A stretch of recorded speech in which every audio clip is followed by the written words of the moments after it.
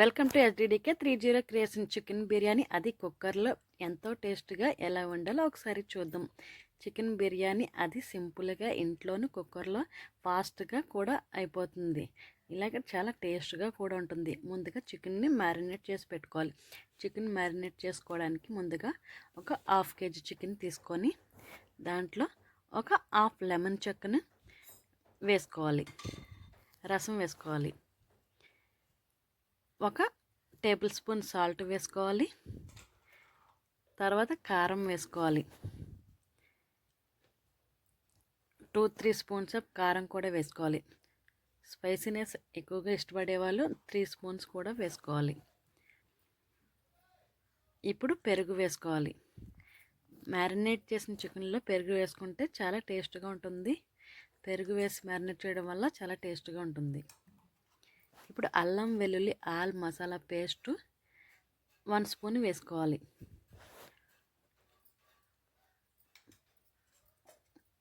మీకు ఇంకా spiciness కావాలితే 2 spoons వేసుకోండి. ఇవన్నీ వేసిన తర్వాత చికెన్ మసాలా పేస్ట్ అంతటిని బాగా కలిసేటట్టు కలపాలి. ఇలా బాగా కలిపిన మిశ్రమాన్ని ఒక 10 నిమిషాలు ఫ్రిడ్జ్లో పెట్టుకొని ఉంచుకోవాలి. ఇలా మ్యారినేట్ చేసిన చికెన్ మిశ్రమాన్ని ఫ్రిడ్జ్లో పెట్టడం వల్ల చికెన్ జ్యూసీగా ఉంటుంది. ఇప్పుడు స్టవ్ ఆన్ చేసి కుక్కర్ పెట్టుకోవాలి. చిటికలో ఫాస్ట్గా అయిపోతుంది, కానీ చాలా టేస్ట్గా ఉంటుంది కుక్కర్లో. 4 టేబుల్ స్పూన్స్ ఆఫ్ ఆయిల్ వేసుకోవాలి. 1 ఆనియన్, 1 టమాటో, 1 క్యారెట్, కొన్ని చిక్కుడుకాయలు, పచ్చిమిర్చి కట్ చేసుకొని ఉంచుకోవాలి. మరిగిన ఆయిల్లో బిర్యానీ ఆకు, కట్ చేసిన వెజ్జెస్ వేసుకోవాలి. ఆల్రెడీ ఆల్ మసాలాలు పేస్ట్ ఆడుకున్నాం కనుక ఇప్పుడు ఆయిల్లో వేసుకోకపోయినా పర్వాలేదు. ఇవి బాగా వేగాలంటే ముందుగా సాల్ట్ వేసుకోవాలి. ఆల్రెడీ చికెన్లో వేసుకున్నాం కనుక ఇక్కడ ఒక టేబుల్ స్పూన్ సాల్ట్ వేసుకోవాలి. కొంచెం కరివేపాకు, కొత్తిమీర కూడా ఉంటే వేసుకోండి. ఇవన్నీ బాగా కలిసేటట్టు కలపాలి.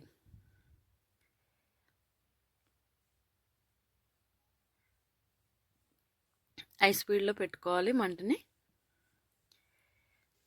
తర్వాత మ్యారినేట్ చేసిన చికెన్ని ఇప్పుడు కూడా వేసుకోవచ్చు.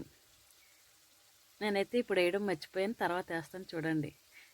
అల్లం వెల్లుల్లి మసాలా పేస్ట్ మళ్ళీ ఈ వెజ్జెస్లో కూడా వేసుకోవాలి. ఆల్రెడీ మ్యారినేట్ చేసిన చికెన్లో వేసుకోవచ్చు. ఈ వేగుతున్న వెజ్జెస్లో కూడా వేసుకుంటే వెజ్జెస్ కూడా స్పైసీగా ఉంటాయి.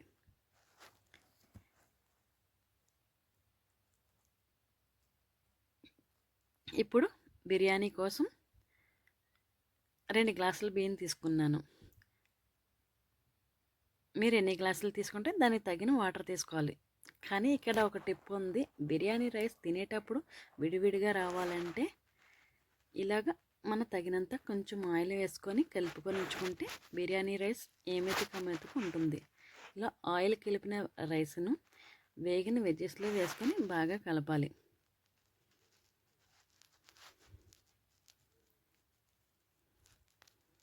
ఒక 1 మినిట్ లైట్గా ఉంచితే చాలు, ఎక్కువగా ఉంచకూడదు. అంటే మసాలా ముద్ద వెజ్జెస్ రైస్లో బాగా మిక్స్ అయ్యేటట్టు. ఇప్పుడు 2 గ్లాసులు బియ్యం తీసుకున్నాను కనుక 4 గ్లాసులు వాటర్ తీసుకోవాలి. కానీ 4 గ్లాసుల కన్నా 3.5 గ్లాసులు తీసుకోవాలి. ఎందుకంటే ఆల్రెడీ వెజ్జెస్ చికెన్లో వాటర్ ఉంటుంది కనుక. ఇలా కొలతగా తీసుకున్న వాటర్ని వేగిన మిశ్రమంలో వేసుకోవాలి. బాగా అంతా కలిసేటట్టు కలుపుకోవాలి. ఇప్పుడు మ్యారినేట్ చికెన్ కూడా వేసుకోవాలి. వేసుకుంటే వెజ్జెస్ వేగిన తర్వాత కూడా వేసుకోవచ్చు, లేకుంటే ఇలా వాటర్ వేసిన తర్వాత కూడా వేసుకోవచ్చు. ఇలా వేపిన మాంసం కూడా వేసుకుంటే చాలా టేస్ట్గా కూడా ఉంటుంది.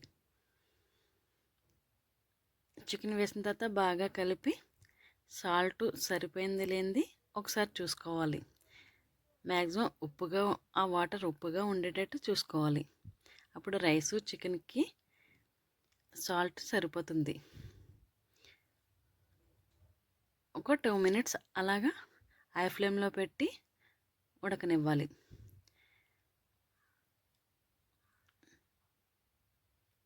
ఇలా కొంచెం వాటర్ తీసుకొని సాల్ట్ సరిపోయిందిలా చూసుకొని ఇప్పుడు కుక్కర్ మూత టైట్గా పెట్టుకొని కరెక్ట్గా 3 విజిల్స్ రావాలి.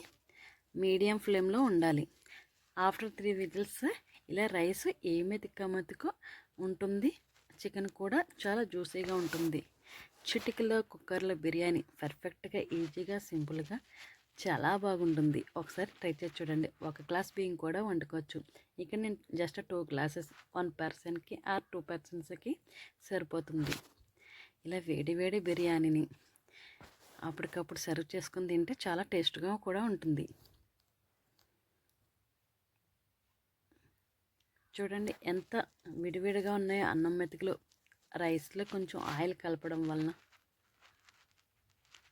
ఇప్పుడు చికెన్ గ్రేవీ ఆర్ చికెన్ ఫ్రైతో హ్యాపీగా ఎంజాయ్ చేయండి. కుక్కర్లో ఈజీగా, సింపుల్గా అప్పటికప్పుడు వండేసుకోవచ్చు chicken biryani. Please subscribe SDDK30 creation. మరిన్ని వీడియోల కోసం బెల్ సింబల్ నొక్కండి.